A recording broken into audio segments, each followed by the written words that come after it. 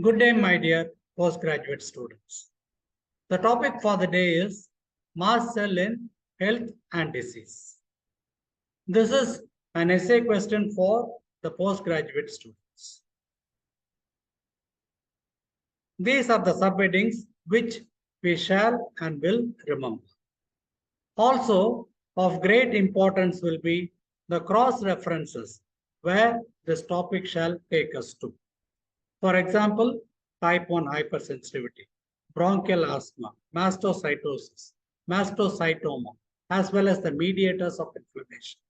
All these are also university questions for us. So, by knowing one, it is an advantage to answer another question. I hope this picture is a little familiar to you people. We are being exposed to a plethora of allergens or antigens. And let us forget what kind of an epithelium. Of course, I am finding a ciliated epithelium. But then there is a series of actions that takes place which brings in a lot of these inflammatory cells of varying nature. And they also release a number of mediators with different functions. But what we shall be concentrating upon is the mast cell, which is getting degranulated in this. Obviously, this is a case of a bronchial asthma, and this will be leading to a bronchoconstriction, a vasodilation, an edema, an increased amount of secretion, and so on. Therefore, the moral of the story is correlate. And this is the reference for the wonderful picture. The history taken from Wikipedia. I would like you people to again, please do remember this. Do not blindly download any kind of information for a seminar or an answer. You shall align them, you shall arrange them, and you will have to deliver the goods in your own words. The synonym for this is a mastocyte or a labrocyte, discovered by Paul Ehrlich in 1877. This gentleman later on in 1908 won the Nobel Prize. And look at his contributions. It varies from bacteriology to anaphylaxis, from syphilis to chemotherapy. Amazing person. Earlier it was thought that the mast cell is a connective tissue counterpart of the basophil. But then these two were found to be from two different lineages, though both of them share a common precursor of CD34. The mast cell is similar to the basophil in structure and granules. The granules being mostly containing heparin or histamine, derived from the myeloid stem cell. Even cells can be of a multi-personality disorder. Look at this. This is of great importance. I would like you people to kindly spend some time on this. The basophil and the mast cell, are they same or different? What I find here is there are a couple of receptors. The KIT and the interleukin-3 are different. But then there are some mediators from the basophils alone, some mediators from the mast cell alone. I would like you people to kindly adhere to some mediators with which you are familiar. For example, chondroitin sulfate. Whenever there is a basophilic matrix, there will be chondroitin sulfate. Basogranulin, as the name goes. Interleukin 3, 4, 31, etc. And there can be the heparin, tryptase, chymase, cathepsin G, etc. from the mast cell. There are also a common set of mediators for both the basophil as well as the mast cell. That is histamine, granzyme B, amphiregulin, leukotriene C4, etc. Platelet activating factor. So these we shall be remembering. So you do find that there is a multi-personality disorder over here, and why not at the cellular level also? Now look at the plethora of functions of the mast cell. It can be allergy, anaphylaxis, wound healing, angiogenesis, immune tolerance, defense versus various pathogens, permeability to the brain tumors.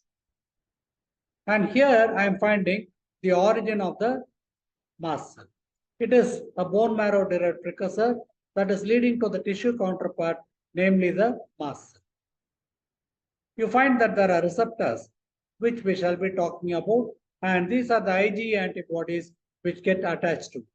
Initially, the mast cells have got immature granules. Later, they develop into mature granules. Just like your promyelocyte, immature granules, myelocyte having mature or secondary granules. So this is the stem cell that is leading to the origin of this. The functions again continue. Normally you find in a mast cell, there can be an attachment of one of the antigens. It can get fragmented and lysed, as we are seeing in this. There is no degranulation of the tissue. But in certain other cases, I find there is a re-exposure of the similar antigen or allergen, which cross-links to the adjacent antibodies. As a result of which, there is a contraction of the cytoskeleton leading to liberation of the granules. What is being described here is like this: clustering of the intracellular domains of the cell-bound Fc receptors. So there is a cytoskeleton which is bound to the Fc receptors. These undergo a contraction leading to a degranulation. DAMS means damage associated molecular proteins. Thanks to Wikipedia for this text. The mast cell mediators, there is another list, but I would prefer the list on personality disorder. That is one. There is another one which I would like you people to remember. So this is the epsilon, immunoglobulin, and then there is Fc epsilon R1, which has got a high affinity for the IgE. So this is IgE getting attached to this, and it mediates a signaling cascade. Various things are being produced. And what will be important will be ITAM, which is written over here. Initially, I thought it was IT asset management, whereas in immunology or molecular pathology, it is immunoreceptor tyrosine-based activation motif. Quite difficult to remember. The functions: allergic and parasitic disorders, inositol triphosphate leads to protein kinase C, contraction of the myosin, and degranulation. So these are all shown here. This kind of a picture you people should draw. So there is an IgE, there is a receptor for it, there is a cross-linking, and then a degranulation. This again is being shown. Initially, you find that there is a sensitization, but later on, you find there is a production of the antibodies which get attached to the mast. But subsequently, when the same antigen is getting included, you find that there is a cross-linking of the adjoining antibodies which lead to degranulation. A wonderful concept, easy for us to remember. Apply this in bronchial. The mast cells can be seen in the neuroimmune system as well as the GIT. So I find that there are the visceral sensory structures in the pituitary, thalamus, hypothalamus, pineal gland, etc. And the function is it stimulates pain, immunity, autoimmunity, inflammation, and the gut-brain axis. In the gut again, it is close to the sensory nerves. So there are the various receptors as mentioned over here, and when these are getting activated, you find that there can be a release of histamine, serotonin, etc. There is a visceral hypersensitivity. Sometimes dysmotility can be there. Degranulation can lead to the release of the various cytokines and the leukotrienes. Other areas where I can find the mast cells can be skin, lung, CVS, and breast. In fact, this has been useful in many of these studies. What we should be remembering is there are a set of enzymes and then their functions. This kind of an entire list is difficult for us to remember. Just remember what I have marked with a dash and an asterisk. For example, SEC tyrosine kinase targets multiple proteins and causes their activation. Inositol triphosphate elevates the calcium levels. Lin tyrosine kinase can phosphorylate ITAMs, and it leads to the activation of syn tyrosine kinase, which again proceeds as follows. Also, you find there can be a protein kinase C, which activates the myosin light chain, leading to the contraction, granular movements, and their disassembly. There are various mast cell disorders which we shall be having in mind. Mast cell activation disorders, allergic disorders. Type 1 hypersensitivity we have already seen. Pseudo-allergic is something that mimics. There can be a spectrum of immune disorders of varying pathogenesis mediated by IgE. And then there also can be a tumor called as a mastocytoma. The symptoms of mastocytosis or mastocytosis associated symptoms can be all this. There is systemic, which is basically an anaphylaxis, type 1 hypersensitivity. Dermatology, also a type 1 hypersensitivity, itching, hives, etc. Cardiovascular, there can be a shock. Pulmonary, wheezing, obviously in bronchial asthma. Musculoskeletal, there can be degenerative, osteoporosis, osteopenia, etc. Gastrointestinal dysmotility, diarrhea, etc. can be there. Neurogenic cognitive difficulties, dizziness, vertigo. And this again is a very beautiful picture that has been taken from the Wikipedia. In this, I am able to appreciate the flushing, etc., and the edema in the periorbital region. Beautiful picture for us to follow. What is a mastocytoma? It is a tumor of the mast cells derived from the stem cells. And in this one, I am finding it is a cutaneous variant. I am finding a maculopapular region. So these are something that are above the surface. Multiple nodules are there, maculopapular, and it can be associated with UPR urticaria pigmentosa. Mastocytosis is a clonal proliferation, and it has been described by the WHO. It can be cutaneous and systemic, as we shall be seeing in the staging. Look at this one. So there is a tumor over here composed of large, almost clear cells, amphiphilic pale cytoplasm, and elongated or ovoid nuclei. Most commonly found in the dermal papillae, courtesy web pathology. The etiology is not clear. It can be because of the growth factors or the interleukins. There can be an inhibition of mast cell apoptosis. Whenever an apoptosis is there, you find is being inhibited, there can be a proliferation. Somatic mutation c-KIT gene. And c-KIT mutation can lead to the change in the D816V in exon. So it is both in the adults as well as in child. So this again is a tumor less than 2 years of age is the patient's age, and it can be associated with the urticaria pigmentosa, more common at birth, so much so it can be mistaken for a vascular hematoma grossly. Maculopapular and nodular lesions. On rubbing, you find that there could be a release of a lot of these mediators leading to clinical manifestations. The histopathology runs like this. Papillary dermis is infiltrated, dermal edema is there along with eosinophils. Always when there is a hypersensitivity, remember eosinophils. Perivascular, spindle to round cells are there. Mitosis is sparse, it is usually a benign tumor.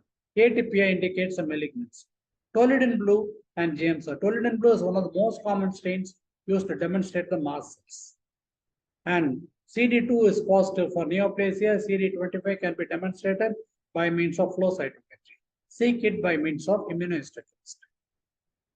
The differential diagnosis for this is xanthoma, melanocytic nevus, etc. And there can be the release of the histamines, which can be treated by steroids, phototherapy, or epinephrine. This is the staging of the disease.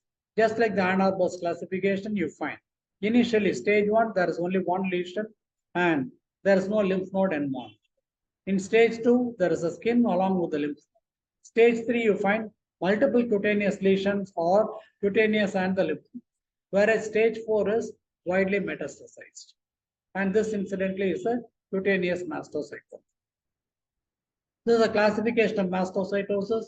Mostly it is cutaneous 80%. It can be systemic in 20%. There can be a combination as I had shown you in the staging. Maculopapular cutaneous mastocytosis, diffuse. It can be mastocytoma of the skin. I had shown you a gross picture of it. Systemic mastocytosis, it can be indolent. It can be smoldering. Sometimes it can be associated with a hematological neoplasm. Aggressive systemic mastocytosis can be associated with mast cell leukemia, as we are seeing over here. I am finding large cells with a granular cytoplasm, and it almost looks similar to a basophil, but it is much larger compared to the R.A.T.S. Mast cell sarcoma, courtesy web pathology for both of these. The history and the physical findings will be most common in the trunks, and I find that there are the maculopapular lesions. The Darius sign can be positive. There is a local itching, wheal, and erythema around the lesion. And the differential diagnosis can be mastocytosis, xanthogranuloma, histiocytosis X, and leukemia cutis. These can be there. Telangiectasia macularis eruptiva persistens. It is an extremely uncommon variant of this. And these again are the symptoms. So this kind of lesions, it can be mistaken for a hematoma, particularly when the patient is a child. The prognosis is generally good for a mastocytosis alone, whereas it is poor for a mast cell leukemia and poor for a malignant sarcoma. In this one, courtesy web pathology, it is a cutaneous lesion. Find the nodularity that could be appreciated very well. And this is the reference for the entire article that I have narrated so far. When even cells are multifunctional, why not human beings? And look at this one. There is obviously a multi-personality disorder. Your Robbins very beautifully says the schizophrenic cell is the endothelial cell. It can cause both thrombosis as well as antithrombotic function it has got. Similarly, you find every cell has got the pro and the con of it. Similarly, the basophil and the mast cell, we've got a plethora of functions, and where is the origin, etc., we do not know.